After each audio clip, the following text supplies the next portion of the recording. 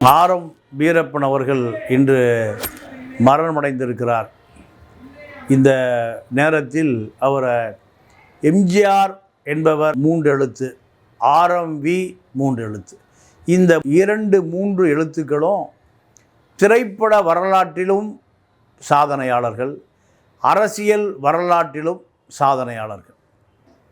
ஒரு முறை நாடோடி மன்னன் திரைப்படம் முடியும் தருவாய் பல ஆயிரங்கள் பல லட்சங்கள் செலவு செய்யப்பட்டு எம்ஜிஆர் மிகுந்த கடன் நெருக்கடியில் அந்த படத்துடைய இறுதி கட்டத்தை எட்டி கொண்டிருக்கிறது.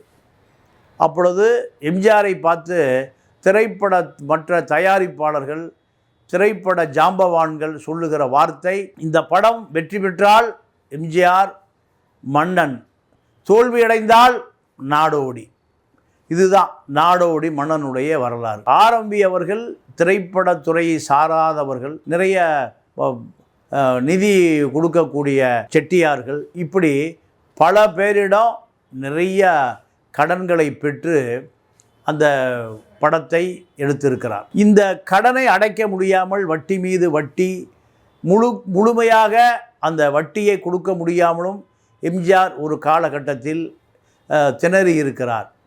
எம்ஜிஆரை சந்திக்க செல்லுகிற பொழுது எம்ஜிஆர் அடுத்த படத்திற்காக கதை இலாக்காவிடம் கதை கேட்டு கொண்டிருக்கிறதை பார்த்த ஆரம் வீரப்பன் அதிர்ச்சி அடைந்து, இந்த படத்திலே மீளாத கடனிலும் வட்டியிலும் கடுமையான நெருக்கடியிலும் சிக்கி தவிக்கிறோம், ஆனால் எந்த கவலையும் இல்லாமல் சின்னவர், அதாவது எம்ஜி சக்கரபாணியை பெரியவர், எம்ஜிஆர் சின்னவர் என்று அழைப்பது வழக்கம். எந்த கவலையும் இல்லாமல் இருக்கிறார் சின்னவர் என்று எம்ஜி சக்கரபாணியிடம் சொல்லிவிட்டு, நான் இந்த சினிமா கம்பெனி மேனேஜர் பதவியிலிருந்து இதோடு விலகி கொள்ளுகிறேன் என்று அவர் கல்லாப்பெட்டி சாவியை ஒப்படைக்கிறார். பதறிய சக்கரபாணி, அவசரப்படாதே, நான் இதை சின்னவரிடம் நீ சொன்னதாக சொல்லி அனுப்புகிறேன் என்று அவரை அங்கேயே ஆசுவாசப்படுத்தி உட்கார வைக்கிறார். உட்கார வைத்த பிறகு சிறிது நேரத்தில் எம்ஜிஆருக்கு அழைப்பு, அவசரமான அழைப்பு எம்ஜி சக்கரபாணியிடமிருந்து. சக்கரபாணி அழைத்தவுடன் பதறிக்கொண்டு குடும்பத்தில் இருப்பவர்களுக்கு என்னமோ ஏதோ என்று பதறி வருகிறார். வருகிற பொழுது ஆரம் வீரப்பன் சோகத்தோடு அமர்ந்திருக்கிறார். சக்கரபாணி ஆரம் வீரப்பனை, ஆரம்பி என்ன சொல்லுகிறார் என்று கேள் என்று சொன்ன பிறகு அவர் இதை சொல்லுகிறார். வட்டி மீது வட்டி, கடன் கப்பி, ஏகப்பட்ட, இனிமேல் வாங்குவதற்கு ஆட்களே இல்லை. திரைப்படத்துறையை சார்ந்தவர்கள் சாராதவர்கள் அத்தனை பேரிடம் கடன் விட்டு நான் பொறுப்பேற்று கையெழுத்து போட்டு வாங்கி கொடுத்துருக்கிறேன். இது சத்யா பிலிம்ஸ் உடைய மேலாளர் என்ற அடிப்படையில் கடன் பெற்றிருக்கிறேன். எம்ஜிஆர் சிரித்து கொண்டே சொன்னாராம், 1 மாதம் பொறுத்து கொள்ளுங்கள், உங்களுடைய முடிவை நீங்கள் அதன் பிறகு தாராளமாக எடுப்பதற்கு உங்களுக்கு நான் அனுமதி கொடுக்கிறேன். 1 மாதத்தில் இந்த படம் மிகப்பெரிய வெற்றியை பெறும் என்று சொல்லிவிட்டு எதை ஆரம்பியுடைய பதிலை கேட்காமல் சென்று விட்டார். சக்கரபாணி மீண்டும் சொல்லுகிறார், அந்த பதிலுக்காக 1 மாதம் நீ இவ்வளவு காலம் விசுவாசமாக இருந்து விட்டாய், இன்னும் 1 மாத காலம் கண்டிப்பாக நீ தாக்கு பிடித்து ஆக வேண்டும். தாக்கு பிடிக்க முடியாது, நீ என்னிடம் சொன்ன பதிலை, சாவியை கொடுத்து விட்டு நீ சென்றால் எங்கள் குடும்பத்துக்கோ சத்யா பிலிம்ஸுக்கோ நீ உண்மையானவனாக இருந்திருக்க முடியாது. இந்த செய்தி ஆரம்பியை அதிர்ச்சியாக்குறது. அதிர்ச்சியாக்கிய பிறகு 1 மாதம் நீடிக்கிறார். படம் வெற்றிகரமாக முடிகிறது. படம் அதாவது மிகப்பெரிய வெற்றி அடைகிறது. அடைந்த பிறகு எம்ஜிஆரையும் சக்கரபாணியும் 3 நாட்களாக முகத்தை பார்ப்பதையே தவிர்த்து வந்திருக்கிறார். அதன் பிறகு ஆரம் வீரப்பன் கவலைப்படுகிறார் என்ற செய்தி எம்ஜிஆருக்கு தெரிவித்த பிறகு வீட்டுக்கு வரவழைத்து உணவருந்தி, திரைப்படத்துறையில் இது மிக சாதாரணம், அதனால் இனிமேல் எந்த காலத்தில் உணர்ச்சி வசப்படாதீர், நாம் எதை கொண்டு வந்தோம், அதனால் இது ஒரு சாதாரண நிகழ்வு. எம்ஜிஆரிடம் அறிமுகப்படுத்தியவர் நீங்கள் அண்ணாதுரை. நாடக கம்பெனியில் நேர்மையான கணக்கு பிள்ளையாக, நேர்மையான மனிதனாக இருக்கிறார், இவரை வைத்துக் கொள்ளுங்கள், உங்களுக்கு எந்த நேரத்திலும் உதவுவார். இதுதான் எம்ஜிஆர் அவரை கணக்கு பிள்ளையாக வைத்து கொண்டது. சக்கரபாணி நண்பரிடம் சொல்லும்போது சொல்லுவாராம், மேலே குறைந்தபட்சம் 10,000 ரூபாய் பணம் இருப்பதாக எப்பொழுதும் நீங்கள் பார்த்து கொள்ள வேண்டும். இந்த சினிமா கம்பெனி எந்த நேரத்திலும் திரைப்பட தொழிலாளர்களோ அல்லது திரைப்படத்துறைக்கோ பணம் கொடுப்பதற்காக எப்பொழுதும் பெட்டியிலே 10,000 ரூபாய் இருப்பு இருந்து கொண்டே இருக்க வேண்டும். இதுதான் சக்கரபாணி எம்ஜிஆர் 2 பேரும் ஆரம் வீரப்பனிடம் சொன்ன வாக்குறுதி. அதனால் 10,000 ரூபாய் இப்போ எப்பொழுதுமே அந்த காலத்தில் பெட்டியில் இருந்து கொண்டே இருக்கும். கீழே போகிற பொழுது சக்கரபாணியிடம் சாவியை கொடுத்து விட்டு போகிற பொழுது 2 முறை பெட்டியை இழுத்து பார்ப்பாராம், கதவை பூட்டை இழுத்து பார்ப்பாராம், ஜன்னலை தட்டி பார்ப்பாராம்.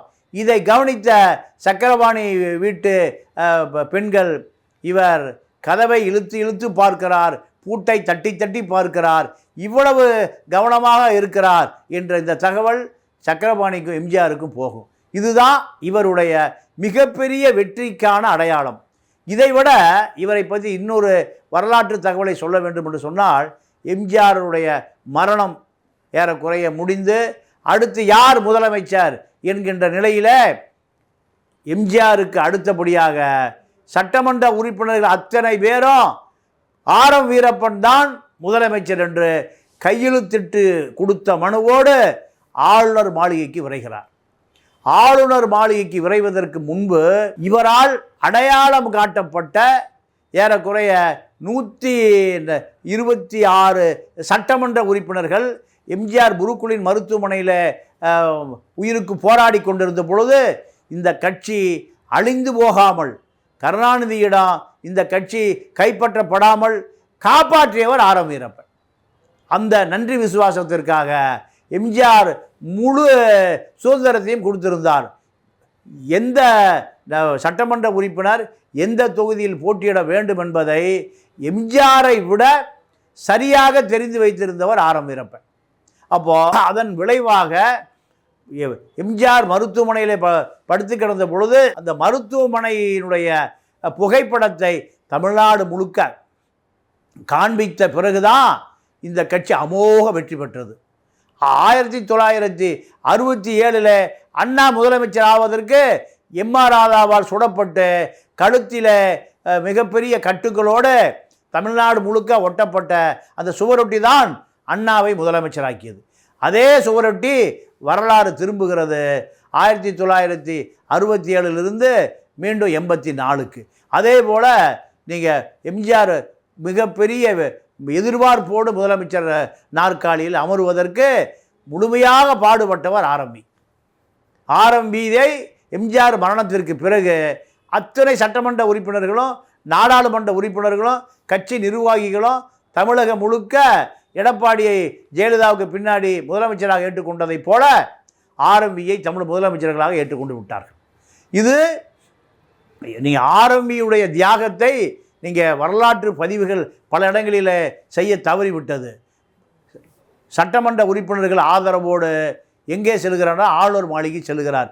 ஆளுநர் மாளிகைக்கு செல்வதற்கு முன்பு ஆளுநர் மாளிகைக்கு முன்பிருந்து ஜானகி அவசரமாக அழைத்து கொண்டு வர சொல்லுகிறார் என்று ஜானகியை சந்திக்க போகிறார்.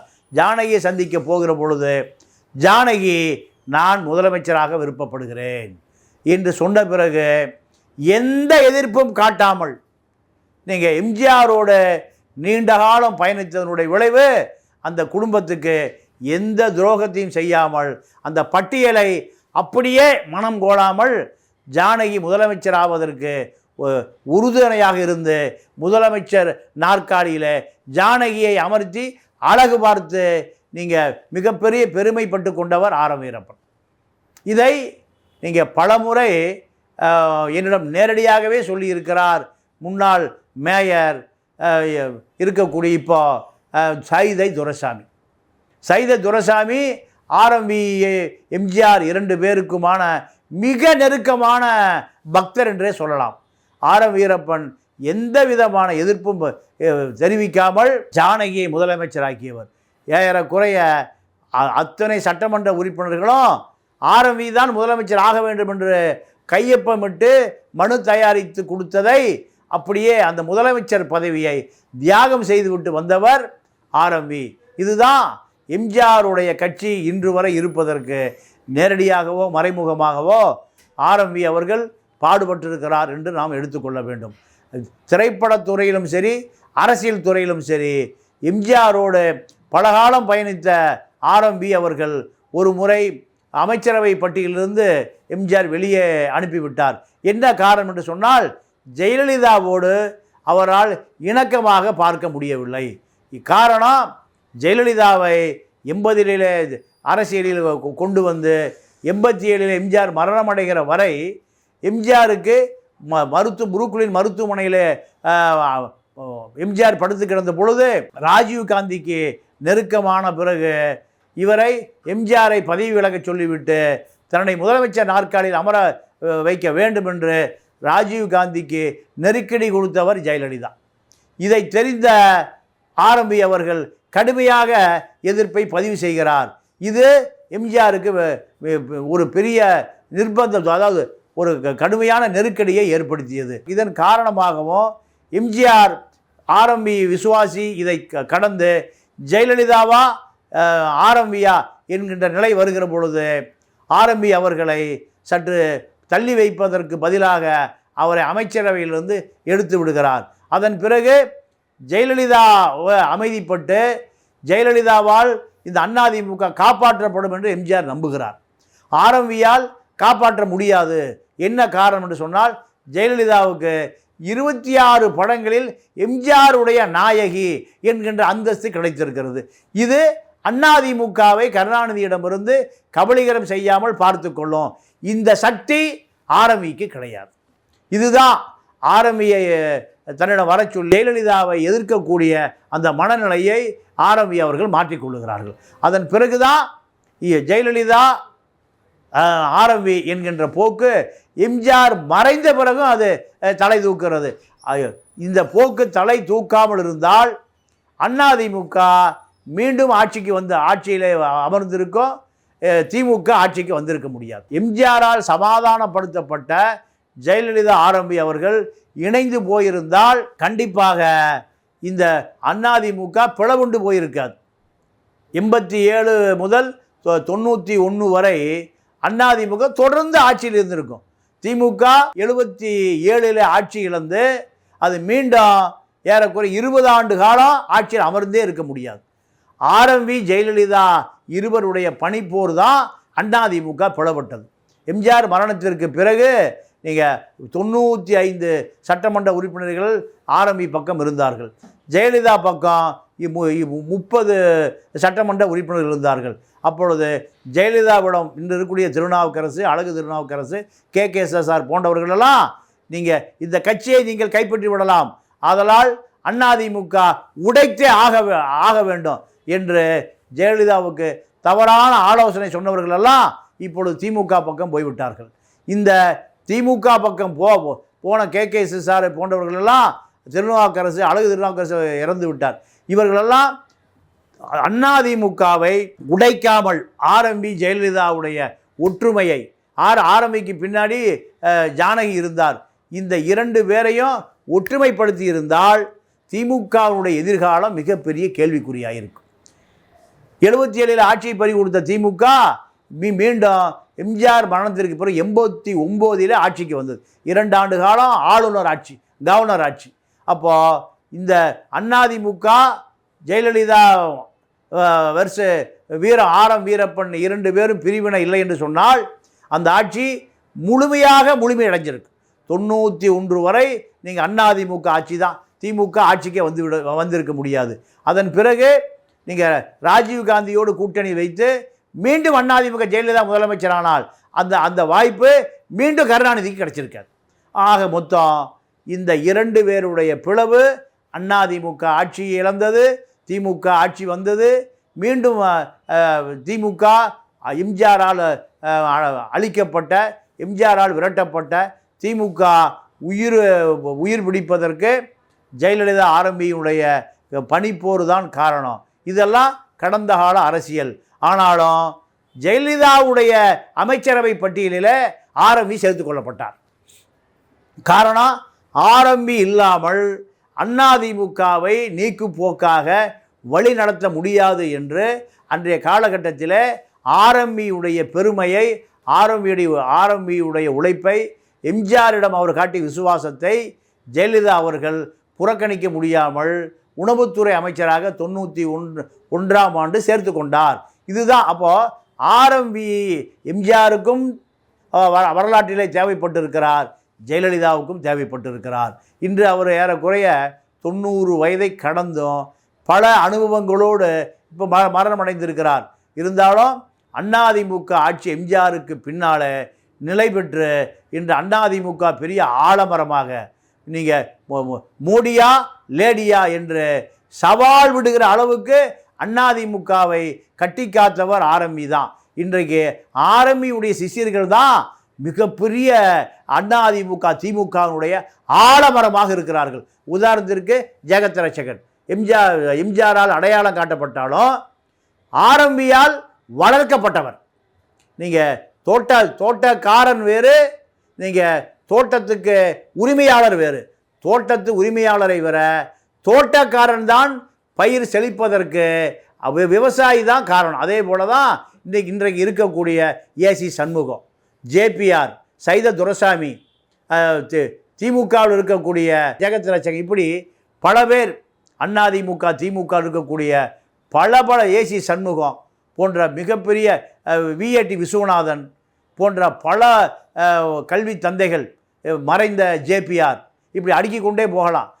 ஐசரி கணேஷ் சார், ஐசரி வேலன் ஐசரி கணேஷுடைய அப்பா, இப்படி பல பேர் எம்ஜிஆரிடம் நெருங்குவதற்கு காரணம் ஆர்எம்பி தான். ஆக திமுக அதிமுக இரண்டு கட்சிகளுமே பல ஜாம்பவான் தலைவர்களை உருவாக்குவதற்கு அரவணைத்தவர் ஆர்எம்பி தான்.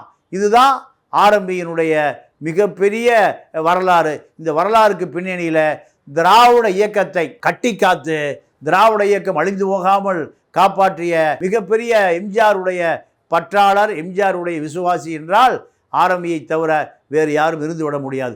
கடைசி காலத்தில் கருணாநிதி அவர்கள் ஆர்எம்பியை தன்னோடு வைத்து கொண்டார்.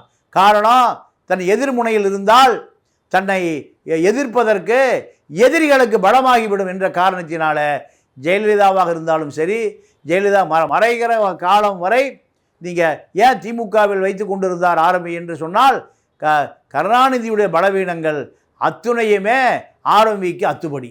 அதனால் ஜெயலலிதாவிடம் வந்து ராஜதந்திர நடவடிக்கைகளை ஆர்எம்பி மேற்கொண்டு விடக்கூடாது என்பதற்காக கருணாநிதி ராஜதந்திரமாக ஆர்எம்பியை தன்னோடு வைத்து கொண்டார். கருணாநிதி முதலமைச்சராக இருந்த காலத்தில் கூட சில ஆலோசனைகளை ஆர்எம்பியிடம் பெற்றிருக்கிறார். ஆர்எம்பிக்கு பவள விழா, இப்படி பல விழாக்களை கருணாநிதி எடுத்திருக்கிறார். எம்ஜிஆருக்கும் கருணாநிதிக்கும் கீரியும் பாம்பாக இருந்தாலும் கருணாநிதி ஒரு முறை சொல்லுகிறார், எம்ஜிஆரிடம் ஆர்எம்பி இருந்தாலும் என்னோடும் தொடர்பில் தான் இருந்தார், என்னையும் பல சிக்கல்களிலிருந்து காப்பாற்றினார். எம்ஜிஆர் கடுமையான நடவடிக்கை எடுக்க முயற்சிக்கிற பொழுது அதை அமைதிப்படுத்தியவர் ஆர்எம்பி என்று நான் பின்னாளில் தெரிந்து கொண்டேன். ஆக எம்ஜிஆருக்கு கருணாநிதிக்கு பல அரசியல் முட்டல் மோதல்களை அதை மிக சாதுவாக சமாளித்தவர் ஆர்எம்பி என்றால் மிகையாகாது.